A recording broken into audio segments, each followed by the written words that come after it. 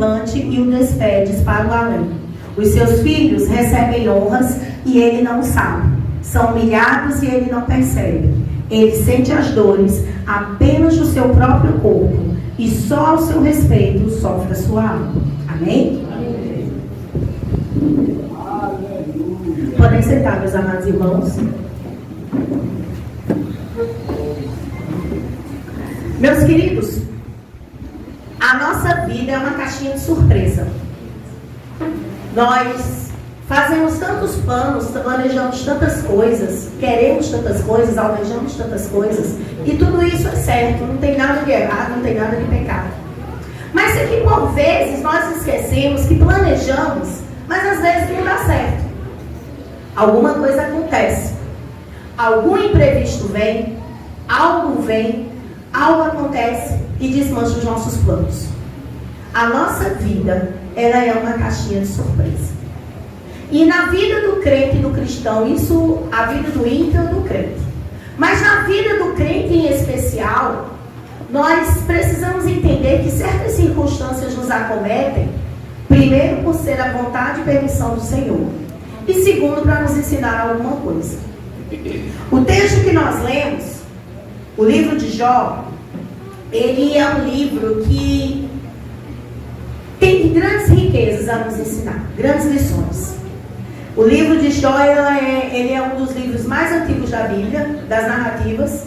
Alguns estudiosos afirmam que ele foi mesmo escrito antes do Pentateuco, contando antes mesmo da nação de Israel ser constituída como nação, data-se a existência de Jó. Um homem que, segundo a palavra de Deus, reto, íntegro, temente ao Senhor, que sacrificava a Deus pelos seus filhos, que sacrificava a Deus pela sua vida, que sacrificava a Deus em adoração, porque ele sabia quem era Deus e vivia uma vida reta diante de Deus. O livro vai nos mostrar que Satanás se encontra com o Senhor e o Senhor diz: da onde viesse? Amigo. Do poço de Jacó? Irmãos, é porque eu bebo muita água. Aí eu penso, irmão Jasvalvina, já sabem como eu sou. Aí por onde eu ando, aí já estão avisando. Então, glória a Deus. Não, mas não se preocupe não, irmão. Não se perde não. Eu lhe garanto. Um já foi. Mas, meus amados irmãos, o Satanás se encontra com Deus e Deus pergunta: tu viste de onde tu vens? De onde é a terra? Tu viste meu servo Jó, homem servo, temente ao Senhor, temente a mim? Vi. Mas o tal do inimigo, ele é tão atrevido, né? Ele é bem ousado, ele é bem atrevido. De vez em quando eu admiro o atrevimento dele. E ele chega para Deus e pede autorização a Deus para tocar na vida tocar em Jó, tocar nas coisas. O Senhor autoriza. E sabemos que Deus diz: você pode fazer o que você quiser, você só não toca na vida dele. E a gente entende aí que até o inimigo conhece o Deus que nós conhecemos. E sabemos a história, e toda aquela calamidade cai sobre a vida dele. Toda aquela calamidade chega à sua casa e o texto se desenrola. E quando chegamos no capítulo 14, é uma meditação que ele faz sobre a brevidade da vida. Jó vai dizer que a vida ela é breve e nós nos esquecemos disso. Às vezes nós nos esquecemos, meus queridos, que fomos criados para a eternidade. Nós fomos criados para sermos eternos em Deus. Mas o pecado lá no Gênesis, lá no Jardim do Éden, fez com que isso não acontecesse de imediato. E aí Jó começa a discorrer, a descrever como a vida é breve. Ele fala a partir do versos 1 ao 6, a realidade nua e crua da condição humana. E por vezes nós nos esquecemos disso. Olha só o texto como vamos ler até o verso 6.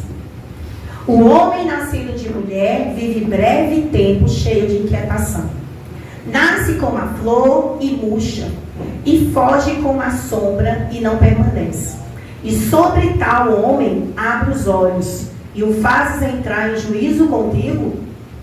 Quem da imundícia poderá tirar coisa pura? Ninguém. Visto que os teus dias estão contados contigo, está o número dos seus meses. Tu ao homem puseste limite, além dos quais não passará. Desvia dele os olhares, para que tenha repouso, até que, como jornaleiro, tenha prazer no seu dia. Ele faz a brevidade da vida, ele compara a vida do homem como uma flor. Estamos na estação da primavera, e aí a gente encontra por aí as árvores que meses atrás estavam secas, os galhos quebrados, os galhos só com aquelas folhas, e hoje nós vemos elas com as suas flores. Mas sabemos que daqui a alguns dias, 21 de dezembro, chega o verão, outra estação, e com ela essas flores vão murchar.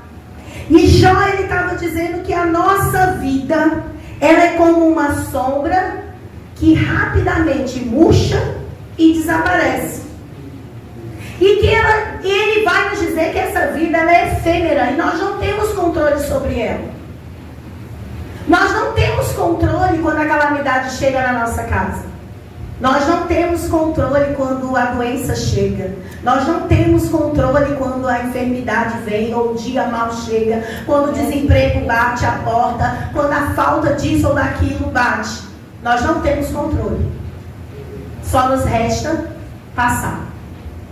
E aí, Jó vai falar sobre as nossas inquietações e os nossos limites, que é justamente o que ele fala dos versos 3 ao verso 5, dizendo que, por mais que tentamos, os nossos dias são determinados e limitados por Deus. Os dias maus que passamos, também como os dias bons, eles são determinados por Deus.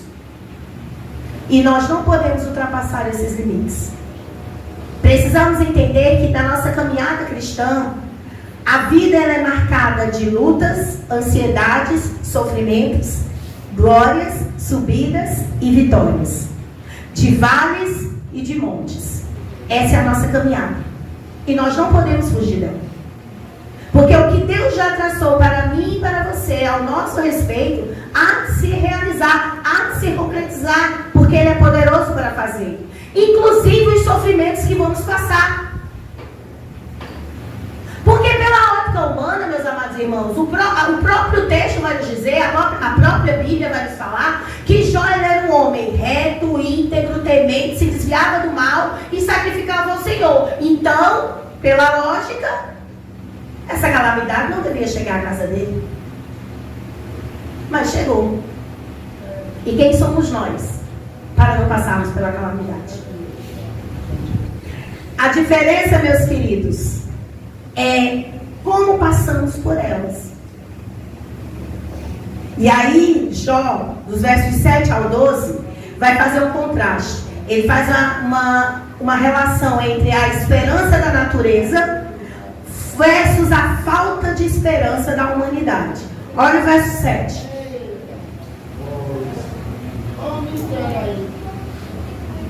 Porque a esperança para a árvore, pois mesmo cortada, ainda se renovará, e não cessarão seus frutos. Se envelhecer na terra a sua raiz, e no chão morrer o seu tronco, ao cheiro das águas brotará, e dará ramos como uma planta nova. O homem, porém, ficará prostrado, morre, expira, e o homem, onde está? Como as águas do lago se evaporam, o rio se esgota e seca, assim o homem se deita e não se levanta. Enquanto existirem os céus, não acordará, mas nem será despertado do seu sono. Meus queridos, Jó dá um exemplo da natureza. Lá na minha casa tem um pé de acerola na frente. Grande, dá muita acerola mesmo. Aí deu deu assim, um tchuiu na minha mãe, vou cortar esse pé de acerola. Eu disse, mulher, faz isso não. Faça isso não. Não, eu vou cortar. Aí ela começou a podar. Aí ficou lá o tronco, bem do topo mesmo. E ela, de vez em quando ia, jogava água quente e jogava um negócio que ela queria, porque queria matar. E não é que o bicho resistiu? Glória a Deus. Aí eu disse a ela, você olha a árvore mesmo, né, que no chão, seca a raiz, ao cheiro das águas brotará. O pé de acerola resistiu, está lá bravamente, para a glória de Deus e para a minha felicidade, crescendo. E frustração dela. Mas, meus amados irmãos, Jó, ele faz essa comparação com a natureza para mostrar que a natureza tem ciclos de morte e renascimento. A natureza nos ensina que temos estações. Apesar que no Nordeste a gente só tem verão, mas existem 4 estações, viu? Nós temos outono, primavera, verão, inverno, e em todas elas as árvores passam, a natureza passa e vive aquela estação. E Jó vai fazer essa comparação. Vai dizer que a natureza nos mostra que o inverno não é o fim. Jó vai nos mostrar que o verão não é o fim. Assim como a primavera e o outono. Ela tem ciclos. E em cada momento da nossa vida, nós temos que passar por esses ciclos. E aí, dos versos 10 ao 12, ele vai mostrar que o homem não tem esperança. Sabe por quê? Porque quando o dia mau chega à nossa casa, quando passamos pela estação que precisamos passar, aquela estação que nós não queremos passar, o desespero bate à nossa porta e nos cegamos. E aí ele vai dizer, a desesperança dos homens. Olha o verso 10. O homem, porém, fica o quê? Quando a calamidade vem? Morre e fica prostrado. Inspira o homem. Onde está? Ele está dizendo, o homem não sabe o que fazer.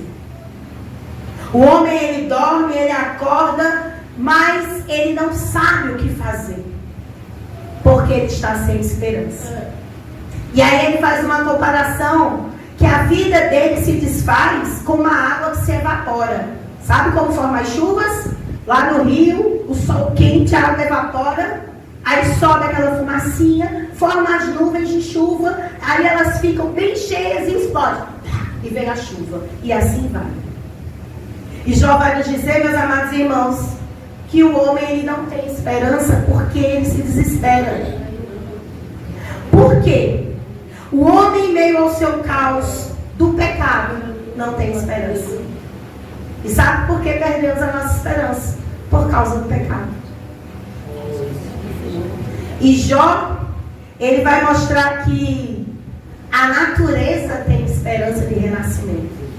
A natureza mostra que há poder e há fonte de nascimento novamente. Que o inverno vem, a chuva vem, os galhos secam, pode-se morrer no tronco.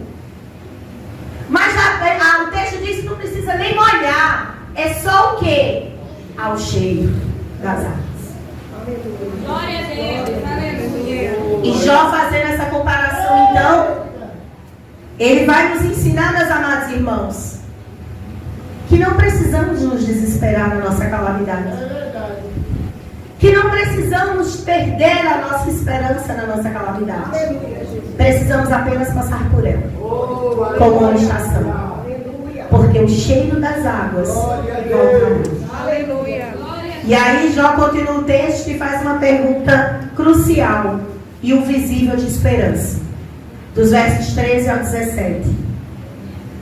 Quem me encobrisse na sepultura e me ocultaste até que a tua ira se fosse e me pusesse um prazo, e depois te lembrasse de mim, morrendo o homem porventura voltará a viver? Todos os dias da minha luta esperaria até que eu fosse substituído.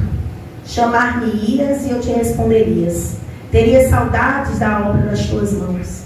Até contaria os meus passos e não levarias em conta os meus pecados. A minha transgressão estaria selada num saco e teria encoberto as minhas iniquidades. Meus amados irmãos, nos dias de Jó, os homens que eram tementes a Deus, eles não tinham uma revelação do futuro, como nós temos hoje. A Bíblia não estava pronta como nós temos hoje. Eles tinham algumas passagens no Antigo Testamento que variamente falavam de uma ressurreição futura. Mas Jó não tinha esses livros para ler. E aí o Jó pergunta então, mas o homem morrendo, porventura, vai poder viver? É como se Jó dissesse assim, será que se eu viver essa luta que eu estou passando, eu vou ter vida para viver depois? É como se Jó dissesse assim, Senhor, tudo isso que eu estou passando, eu vou morrer nisso. É isso que nós falamos quando o dia mal chega. É isso que nós falamos quando o dia mal bate a nossa porta. Senhor, é aqui que eu vou morrer. Mas tudo que tu falasse para mim, Senhor, eu vou morrer aqui. Era isso que Jó estava falando. Mas aí, Deus e o Espírito Santo é tão tremendo, que pouco tempo depois, no capítulo 19, verso 25, ele vai falar aquele texto que todos nós amamos. No final da sua luta, bem sei eu que o meu Redentor vive, e que por fim se levantará sobre a terra. Aleluia. Nesse momento, é aquela oscilação entre o desespero e a esperança. E Jó, ele vai dizer que, na continuação do texto, ele tem a expectativa dele de futuro ele não tinha. E ele deseja o quê? Ser escondido na sepultura até que a ira de Deus passe.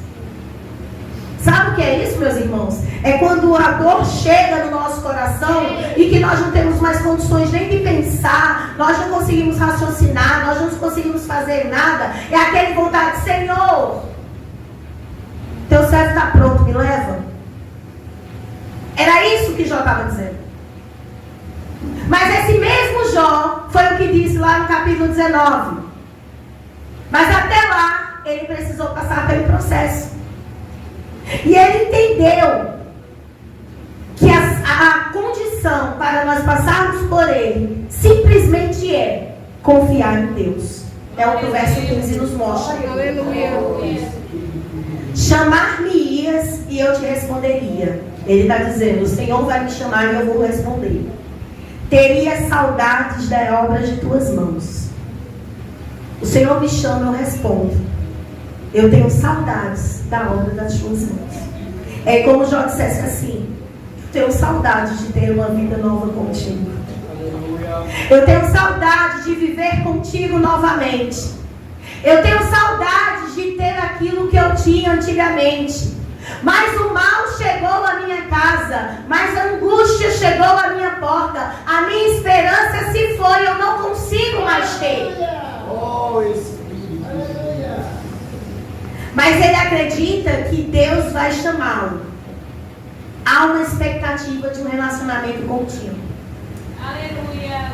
Meus irmãos, quando nós passamos pelo processo, seja ele qual for, a primeira coisa que nos dá vontade de fazer, e seja sincero com você mesmo, é chutar o pau da barraca e ir embora. É a primeira coisa. Já não vou mais fazer nada.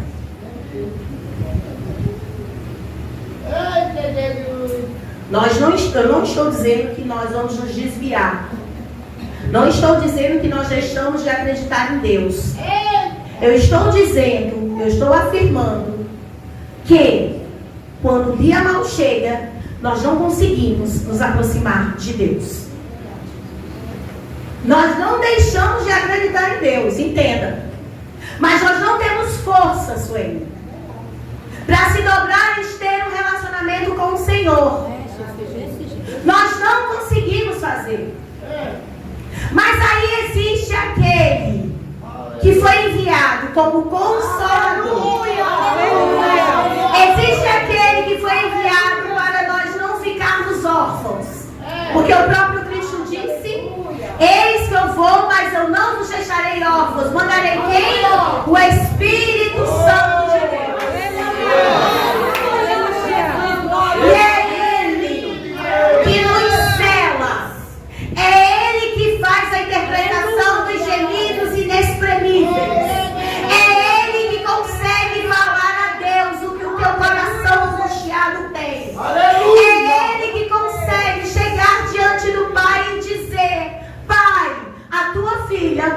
aguenta mais.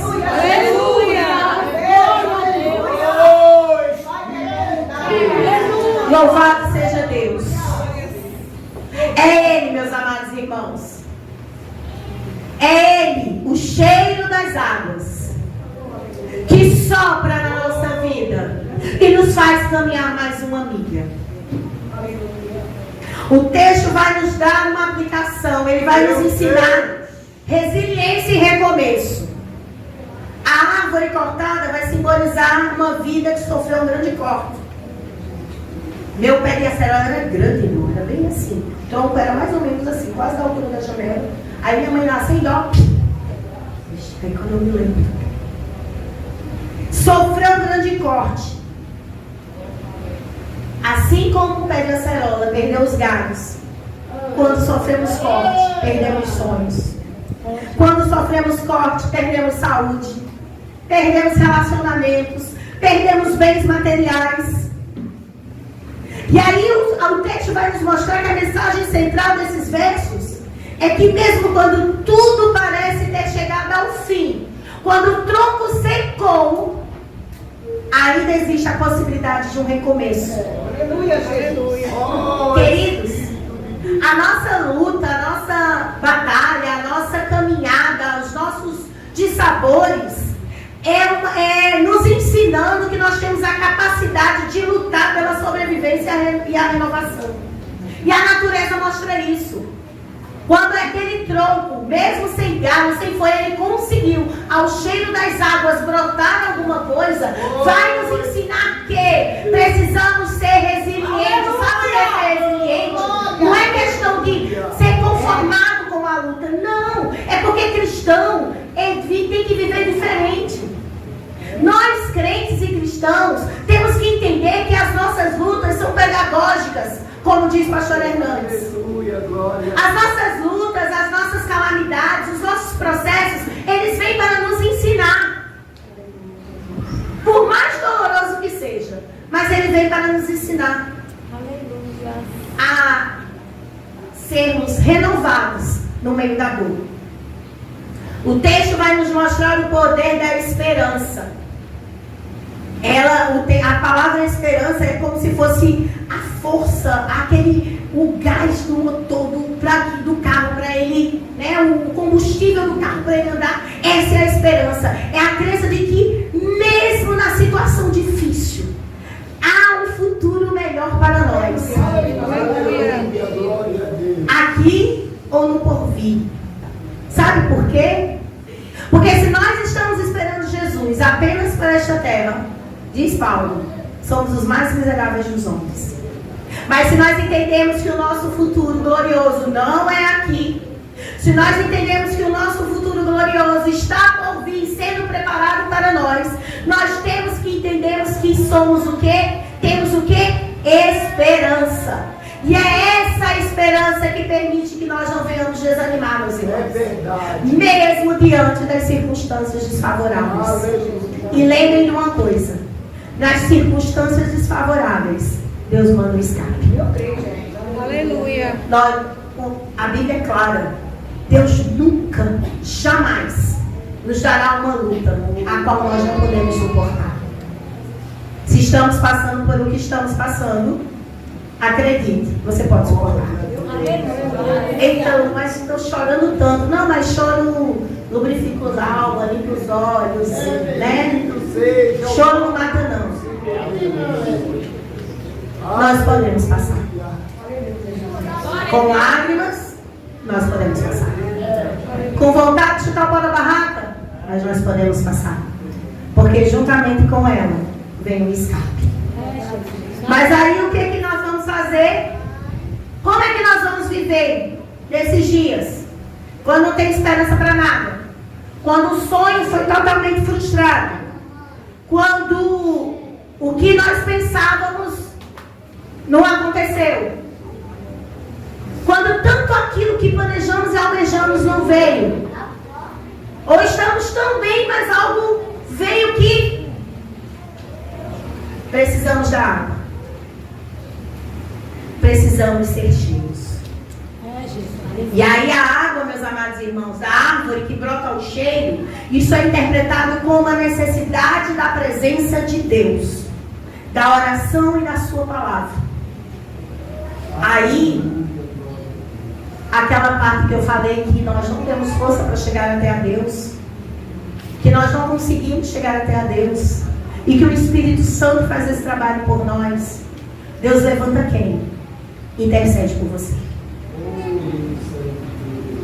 Deus levanta pessoas que intercedem por você. Deus levanta pessoas para orar por você, para ministrar sobre você, para pedir a Deus que derrame da graça sobre você, para que novos ramos, novos frutos, novos galhos sejam nascidos após uma devastação. Foi o que aconteceu com Jó.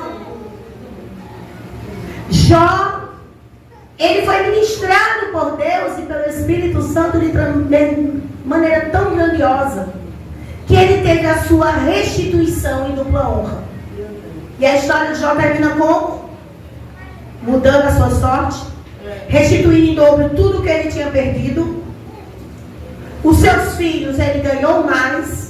E a Bíblia fala que as filhas dele eram as mulheres mais bonitas daquela região. E não tinha homem mais abençoado do que Jó. Essa restituição vai nos mostrar que precisamos perseverar na fé e na esperança. E ela vai nos ajudar a receber a nossa bênção. Meus irmãos, nós não sabemos o que vai nos acontecer amanhã. Graças a Deus que não temos essa capacidade. Louvado seja Deus por isso. Mas nós sabemos que o nosso Redentor vive. E que por fim ele se levantará sobre a terra. Que o seu dia de sem esperança seja renovado pela esperança do Senhor. Que o seu coração que veio angustiado hoje, o seu coração que veio pesado hoje, saia daqui ao cheiro das águas. Que o Espírito Santo de Deus possa ministrar e guardar o seu coração e guardar o meu. Que nós venhamos nos lembrar que por mais difícil que seja, a capacidade da renovação existe, especialmente para nós, crentes em Jesus. Porque a nossa esperança ressuscitou ao terceiro dia. Aleluia. Está viva.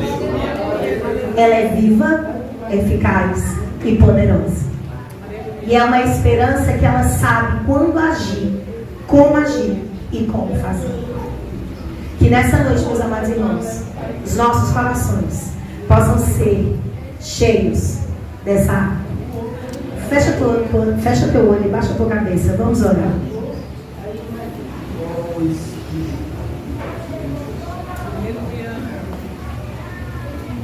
Amém. Espírito Santo, nessa noite, Senhor. Nessa noite em que tua igreja se reúne para louvar e bendizer o teu santo nome, Deus. Meu Senhor, como tu és bom. Como tu és o Deus poderoso que consola, que constrói, que reconstrói, que faz e que refaz nas nossas vidas diariamente, Senhor. Ó Espírito Santo, que nessa noite cada um dos meus irmãos e das minhas irmãs que aqui chegaram, Deus, eles possam ter sido agraciados pelo teu Santo Espírito. Que aquilo que não tinha esperança possa ser renovado nessa noite. Espírito Santo, aquilo que o nosso coração não acredita mais, que ele venha acreditar. Deus, que em nome de Jesus, ó Senhor, que o nosso coração seja voltado a Ti. Que a calamidade que venhamos passar, que os processos, que as estações, que nós venhamos passar, Senhor, possamos passar em Ti, Deus. E possamos ser cheios e agraciados da Tua presença. Que nós não venhamos nos queremos esconder. Que quando o dia mal vier, Senhor, nós não queiramos fugir.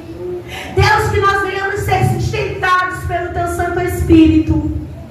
Que assim como Jó, nós venhamos dizer o nosso Redentor vive e que por fim Ele se levantou sobre a terra.